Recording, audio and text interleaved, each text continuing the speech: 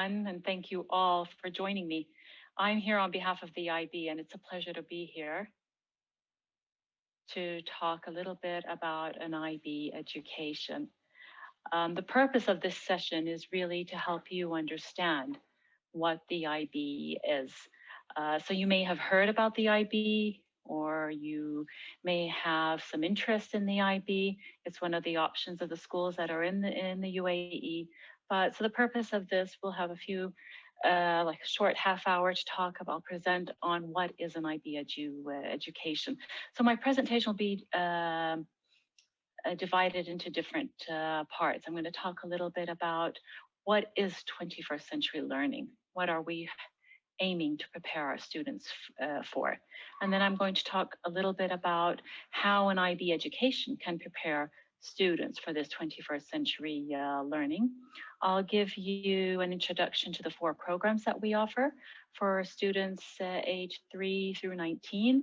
And then we will have time for questions and answers. So I'll try to get to your questions and try to help you understand what is an IB education. But first, we'll move to the next slide, please. I'll just give you a little bit of a background about myself so that you know who I am. My name is Dina Khalaf, and I work for the International Baccalaureate, or the IB, as Development and Recognition Manager. I have a portfolio of countries that I look after, and one of them is the UAE. I have a lot of IB experience, specifically in the Diploma Program, where I was a teacher, I was a coordinator, I was a head of school. And so I know a lot about the program. I also do a lot of work supporting schools that want to become an IB school. So I support with developing the school, but also looking at school on their growth journey. So evaluating schools and helping them move forward. But maybe more importantly for you, I was also an IB parent. I have 2 children that graduated from an IB school in the UAE where I was working, and they went on to university, and now they are working successfully. So not only did I see the success and the value of an IB education for my own students over the years, but I was also able to see that how well it worked for my own kids. Can we move to the next slide, please?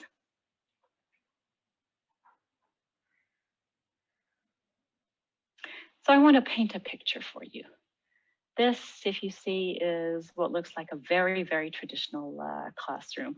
And most of our classrooms don't look like this today, where students are sitting in rows behind desks, sitting individually, probably for the whole school day, except for lunch breaks, and where the teacher is the keeper of the information, where the teacher is the person who is giving out the knowledge and then expecting students to recite it back, to regurgitate it back. And that is the model that was a traditional classroom. Today, our classrooms might look more lively, more colorful. We put a lot of effort into the design, but a lot of times our classrooms are still functioning in a very traditional manner. So while they may not look like what you see on the screen right now, they may have, it may be more vibrant and look very modern. The actual learning experience may not differ from what was happening 50 years ago, 30 years ago, where the teacher is responsible, the teacher knows everything, the teacher is the keeper of knowledge, the teacher hands out the knowledge and then expects students to give it back to as an assessment. The students are not involved in the learning process. They're not taking responsibility for the learning process. And if we've learned anything in the last 12 months, we know that we are trying to prepare students for an unknown world, that things can change overnight, and that these students need to have the skills and attributes that can help them and can equip them to be able to navigate the world, this uncertain world. So are we sure that a traditional classroom can do that? Or are we looking for what is called the 21st century learning classroom, or 21st century skills? What is that? Can we move on to the next slide, please? So the World Economic Forum has identified the top skills for the next 5 years. So for 2025, they've identified the top skills that are needed in the job industry. And so students that are graduating now, these are the skills that they'll need 4 years down the line after they graduate from university and enter the workforce. So they're looking at problem solving skills, so things like being able to analyze situations, being innovative, have critical thinking, able to manage, being creative, taking initiative, reasoning, but they're also looking at self-management skills. So being an active learner, being able to manage and knowing what learning strategies to use in different situations, being resilient, which is an important skill that we know in the last 12 months everyone has needed, being flexible. Um, because we know that jobs change and people have to adapt to that and be flexible. Having leadership skills, knowing how to work with people, knowing how to use social influence, and being very, very tech savvy, using technology. So this is what is going to be needed in 4 years in the job force. But what are we looking at? Some of you may have children that are just starting school or maybe still have 10 years of school ahead of them and are not entering the job force until 2035 or 2040 or even 2043. For those of you who are just have kindergarten kids or kids that are just starting school, you can imagine that the skills that students may or may not be exposed to in a traditional learning setting will not prepare them for what is going to be needed 10 and 20 years down the line. If we can move on to the next slide, please. So the World Economic Forum also identified, how can we prepare our students? So we know that students need to have the knowledge competencies. These are the foundational literacies. This is the content. So they need to be able to have the science content, the reading and writing, the language skills, the math skills, the technology skills. That is something that's a basis that every education system needs to provide. But they also need other skills, so competencies like creative thinking, critical thinking, creativity, being very creative, being able to communicate well, being able to collaborate, and then having strong character qualities. So being curious and having initiative, being persistent, not giving up, being adaptable, as we said, having these leadership qualities, being very socially and culturally aware. So we know what the job force needs. We know what we're being told a school should look like or learning should look like. What are these different competencies? And if we move on to the next slide, we can see what was released by the OECD recently, which is the Organization for Economic Cooperation and Development. So they've released what they are calling the 2030 Learning Compass. And in a few minutes, you're going to see that this learning compass is really an IB education. So what they have determined to be the vision that is needed for the learning in leading up to 2030. So the next 10 years is being delivered by an IB education. So they are looking at, again, this is very similar to what we see from the World Economic Forum. They're looking at the knowledge, the literacies. This was defined as literacy, so the knowledge, the content, the science, the math, the being able to read and write, the technology, but also looking at skills, so very similar to the competencies that the World Economic Forum talked about. They're looking at values and attitudes, which is also very similar to the character qualities. So this is the learning compass. This is what a learner needs to have to help them navigate the ever-changing world. And if you look at in the left-hand side, it talks about student agency.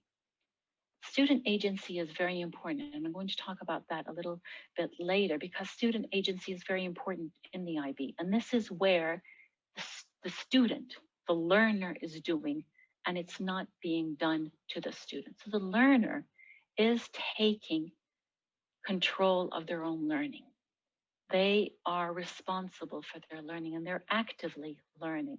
So if you think back to the first slide I showed, that very traditional classroom where the teacher's delivering information and the students are giving it back, giving the same information back.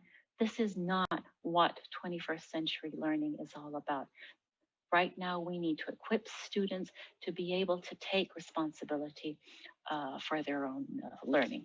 So we know what, at least in the coming years, what are the skills and attributes that students need to be successful in their learning journey and also moving into the job force. And that you can only imagine beyond 2030, what will be needed, how things will continue to evolve and change. So there's no doubt about it. A traditional learning setting will not prepare our students for that. I'm ready to move on to the next slide, please. So why choose an IB education? What I'm going to do in the next few slides is demonstrate that the IB prepares students for the skills that are needed in the 21st century. Our programs are designed to do that. And for over 50 years, our programs have been designed to prepare the students for these skills and attributes. I'll also demonstrate that the compass, the learning compass that you saw that recently came from the OECD is actually an IB education. So by choosing an IB education, you are choosing, making a choice to help students prepare for 2030 and beyond. Can we move to the next slide, please? So this is our mission. And our mission, again, we've been offering, we started with the Diploma Program, but the IB organization has been in existence for over 50 years. And we are preparing students to have these, it's in our mission to prepare students to have these skills and attributes, to prepare them for an ever-changing world, and to prepare them to make the world a better place. This is a commitment that every IB educator, whether an educator is working for the IB organization like myself, or an educator that is in a school, even the school's first commitment before they become an IB school is to this IB mission. The first question we ask them is, can you align your school mission with that of the IB? And if the answer is no, then it's not a fit. And we know that right from the start, because we want schools to commit, our schools to commit to educating the whole child and not only ensuring that students have the knowledge and are able to do well on exams. We are not an exam board. We are doing so much more than that. Can we move to the next slide, please? So this gives you an idea of the programs we offer. We offer 4 different programs, and I'll talk a little bit more about these later on in my presentation. But just to give you an idea that we have 4 programs that are designed for students from ages 3 to 19. Our primary years program, or what is known as the PYP, is for students up to grade 5. Then students move into our middle years program, which takes them up to grade 10. And in the last 2 years, we have 2 options. We have a diploma program and we have a career-related program. But the reason I have this slide up is I want to show you that in all of our programs, so every program model that you will see later on has the student at the center. And this isn't just an image or a publicity gimmick. And I will prove to you that all our programs are looking at developing the IB learner. This is important. We are trying to develop a learner explicitly developing skills that help the student manage in this ever-changing world. So they're equipped with certain skills, they're taught how to learn, and it's all done explicitly. So it's not left to chance. It's being done very methodically in every classroom. We are trying to expose students to international mindedness, and it's all related to the idea of our mission and trying to make the world a better place. Can we move on to the next slide, please? Yes. So each of our schools, every school is has to work on standards and practices, which is our way of translating the mission statement to practical practices that schools can use to develop and grow. So every school that is authorized to be an IB must have learning at the center.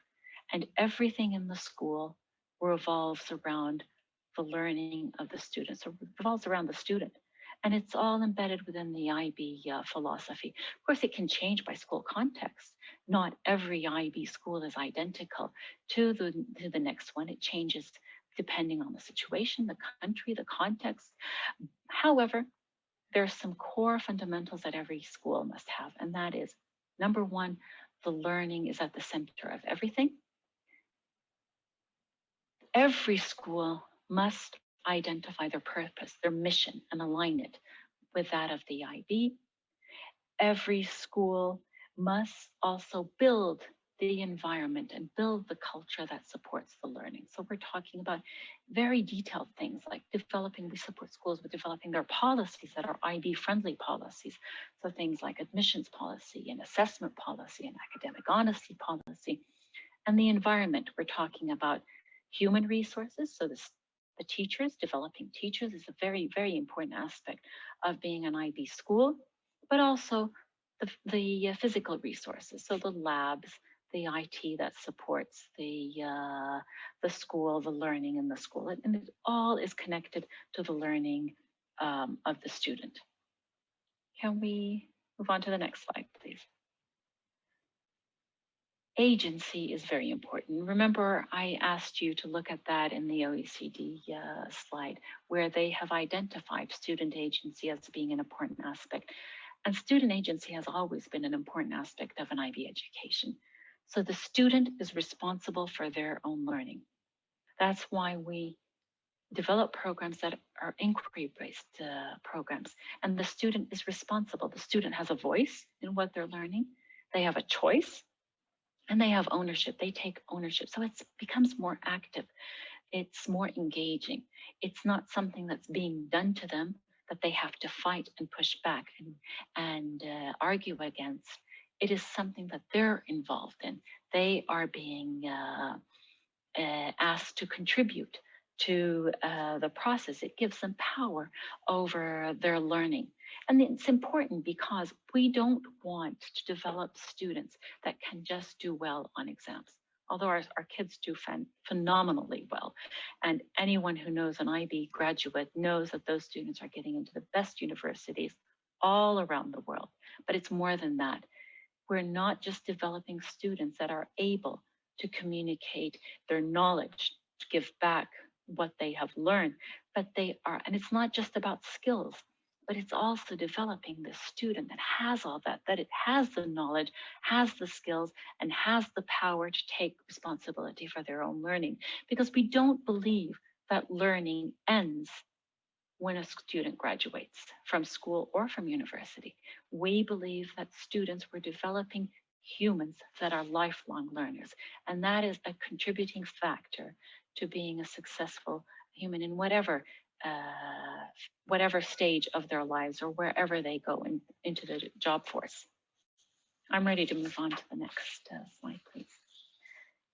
So each one of our programs develops what is called an IB learner profile. And you can see on the outside the 10 attributes that are being developed. Again, this is not happening by chance. So you can talk about, okay, every program develops leadership skills in students, or every program develops certain qualities. But is it being done explicitly? We require our teachers to actually plan this out in their lesson plans. So while they're planning a lesson plan, they're not only planning what they're going to teach, the content, they are also looking at the skills that are going to be developed when they teach that lesson. So that is being done explicitly. So it's not happening by chance. That's why IB students are different. That's why they are doing so well at every age. They're very good at expressing themselves. They're very good at assessing, looking at these skills, because we require that they look at themselves and they reflect, and then they move on to further develop these skills. I'm ready to move on to the next slide, please. So this is really what an IB education is. It is preparing students, preparing them with the skills and attributes. So on the left-hand side, you can see those of the IB learner profile attributes being shown again. But what I want you to focus on is in the center, approaches to teaching and approaches to learning. There is not another program that focuses on this. Again, because we're not an exam board, we're not preparing students for an exam. We are preparing students for life. So each one of our teachers, if you look at the approaches to teaching, each one of our teachers is developing lesson plans that are based on inquiry learning. They are based on collaboration. So students are not working in isolation, they are collaborating together. They are showing what they learn and seeing how it functions in the world around them, both locally and globally. Our frameworks are about conceptual understanding. So learning a concept and seeing how it applies in different situations. Teachers are always looking at meeting the needs of all students, so differentiation. And this, of course, is informed by assessment. So constantly using assessment to understand the students that are in the classroom and updating lessons to meet the needs of all students. But the approaches to learning is very unique because nowhere will you find a program that is actually teaching the student how to learn. It's teaching the student how to think, how to communicate, how to self-manage, how to research, and how to go about social interactions. These are explicitly taught. So in the lesson, it's explicitly the teacher is thinking about how am I going to teach my students how to think? How are they going to use critical thinking? Or how are they going to communicate? Or how are they going to be socially interactive? So these are all being taught explicitly. So a lot of time and effort goes into developing an IB lesson plan, and a lot of time and effort goes into developing this IB student. We can move on to the next slide. So again, we are moving students not only to be able to regurgitate information, so not just knowledge, but to understanding, to understand why they are learning, what they are learning, and to be able to apply what they learn in different contexts. We can move on, please. So we want our schools to be equipped for the 21st century classroom, for 21st century learning, so that they're more student-centered. Student has agency, has control, has voice, has choice, has ownership of their learning. And it doesn't have to be a modern classroom that's painted very vibrantly and with all the most modern furniture. It's the concept, it's the way that the learning is taking place that's important. We can move on to the next slide. Thank you. So I just want to give you some numbers to look at here. We have a very wide global reach. We're in over 152 countries, I believe, with over 5,500 schools around the world, different programs. But if we move on to the next slide, you can see in the UAE. Our first school in the UAE, I think, was in 1992. We now have 52 IB World schools, and most of these schools are offering at least 2 or 3 programs. So you can see the number of programs are very high. We have continuous interest, and that's part of what I do. Is I work with new schools that want to become IB. So there's a lot of new interest schools. So we have a lot of students that are benefiting from an IB education in the UAE.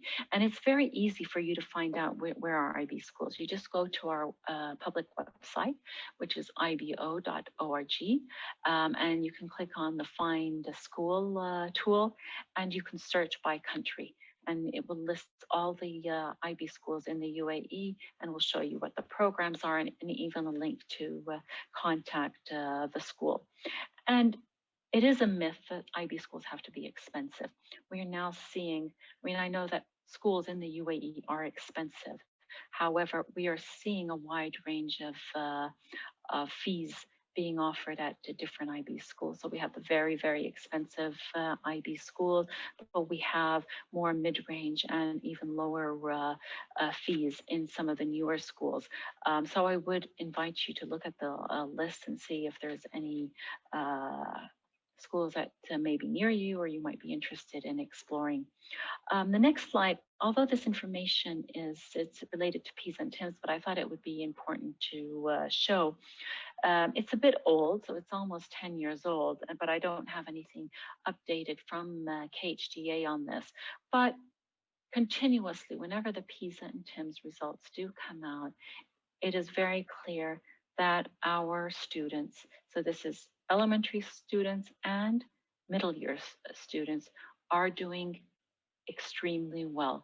And IB schools are doing better than other schools, other curricula. So it shows, that is one piece of evidence that shows how well our students can do on exams. I'm going to take just a few minutes to talk about the programs in the next 4 slides. I'm not going to spend too much time on each slide because I think, of course, I don't know who the audience is and I don't know which program you're interested in mostly. However, I would invite you, if you're interested in the IB, to actually visit the school and talk to the coordinator and learn more about the program and how it can meet the needs of your students. But our primary years program is a framework. So what that means is it can be taught in any language, it can use any curriculum, but it's the way we're linking the subjects that you can see in the circle with themes. So the students are not learning content separate from each other. There is a way their teachers are trained to bring this content together in units of inquiry so that students are learning the different content from the different subjects, but in a thematic way.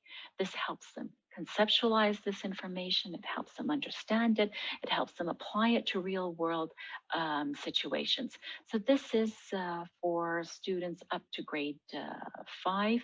I would think that's year 6 in the British curriculum. And this is, we have many very PYP, wonderful PYP schools across the country. And each of these programs, you'll see at the center is the IB learner, focusing on the IB learner profile.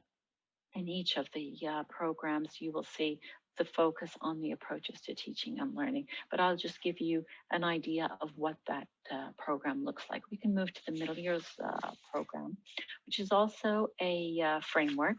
And again, you'll see that the subjects are connected again through different units. At the end of the middle years program, we do have an external assessment that's optional for schools.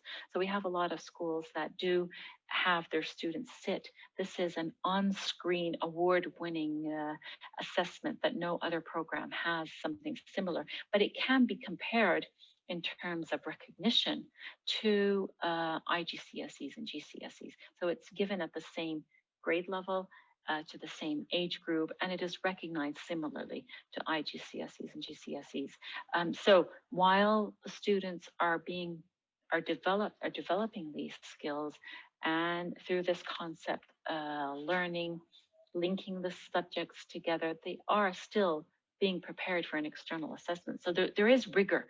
I don't want you to think that because we're focusing on developing the whole child that we've not focused on the rigor of our programs. there is a lot of rigor in our programs, as evidence in the MYP assessments.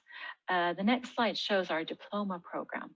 Now, with the diploma program, this is our oldest program, and this is a program that is allowing students to enter the most prestigious universities all around the world. It is a rigorous program, and it's also very prescribed. So while the PYP and MYP framework allow for flexibility for the school in the content that they teach, the DP does not. We prescribe what is going to be taught. We prescribe what the assessments are like, and it's students take a number of courses, 6 courses from different groups, so that we can give them the breadth. They take them at different levels, so that there's also the depth in knowledge, and they do certain core components to complete, all the while the teacher is developing those skills and attributes and giving them the skills to know how to learn. And then our most recent program, the next slide, is the career-related program, or the CP, which is a variation of the diploma program. So part of it is the diploma program. Students choose subjects from the diploma program. They have core component that is similar to the diploma program, but they also do a career-related study, which in the UAE, because of our recognition in the UAE, is tied directly to BTEC. So the school must offer BTEC, and that would be part of the career-related study. It allows students to get some practical experience, as well as learning in a different way. It still is a pathway to university. It is still a rigorous course of study. It's just a different way of looking and meeting the needs of students. So that is, we can go to the last slide, really is the IB education in a nutshell. There's a lot of details that goes into each of the programs. And so if you are interested, we have a lot of information on our website. We have a lot of videos, short videos that can help you understand the different programs. But I also invite you to visit our schools. We have wonderful schools in the UAE, and they're always welcoming parents to come and learn more about the program. I think we can go to the questions now. I'm going to take my cue from the, do you want me to read the questions that are here? Okay, so I have, would you advise children to move into the IB education past year 10 or grade 9? Would you advise children to move into the IB education? Okay, so that's a repeat. So you can move into an IB school anytime. It depends what it is that you want to get out of it. If your aim is to the diploma program, so the last 2 years of the program, you can move right before the start, so at the start of that program, or a year before, to get the student acclimated to the new school. So it depends on what you want to get out of the program. The next question is the comparison of IB compared to other programs based on any research or data that would confirm IB students adapt or perform better than others. That's such a wonderful question, and I'm glad you brought it up. We have a whole section on research that's, sorry, down on our website. There's a lot of research on how the different programs, so starting with the primary years program, how it prepares students with different skills, their well-being. But 2 pieces of research that I want to talk about that are very important. One is a piece of research related to the diploma program that was conducted in the UK. So this is looking at the IB compared to the UK national system, which is the A levels, and it compared students from both programs entering into UK universities. And it showed that IB students are entering into more rigorous courses of study at university level. The chances are that they will continue and graduate are higher. They are doing better at university. They are more likely to go into further education. They are more likely to find jobs, more higher paying jobs. That piece of research is on our website. Please visit our research page. Another one, very similar, coming out of the US, looking at the diploma program in comparison with the APs, so US schools in Chicago, and it showed that students, again, very similar. IB students are doing better at university. They're going into more rigorous courses of study. They're getting, their chances are that they won't drop out of university are higher moving into further education. There's a lot of research. It shows program impact research. There's different types of research. It's all on our website, on our public website. The next question, what available resources on the IB education can be found other than IB website? I'm not sure I understand what the question is, but our website has a lot of resources. So as I said, there's documents that you can read, free resources. There are videos that you can watch. Now, an IB school has access to other resources. So if you're at an IB school, the school has access to resources, which they have access to because they pay an annual fee. We also provide rigorous professional development for our teachers and for educators and leadership. So those are some of the types of the resources that we have.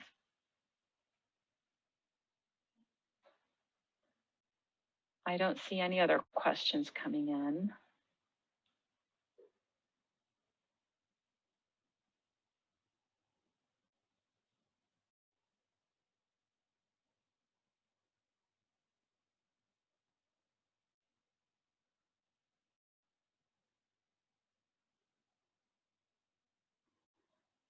Okay, when does the registration start for the admission and IB for years 2021? That would be at the start of the school year.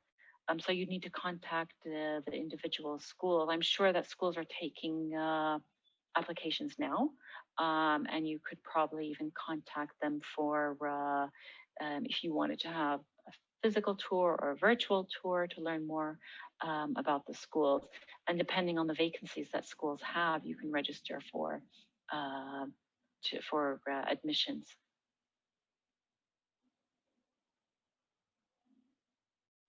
I see that okay.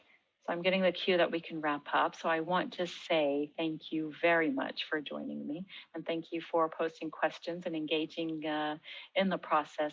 Again, I really do. If you're just learning about the IB, please visit our website. There's a lot of information there that can help you. For those of you who are already at an IB school, get in touch with a program coordinator and learn more about the different programs, especially if your child is moving from one level to another and you want to learn about what's coming ahead. It was really great, and I wish you all the best of luck. And thank you to the organizers.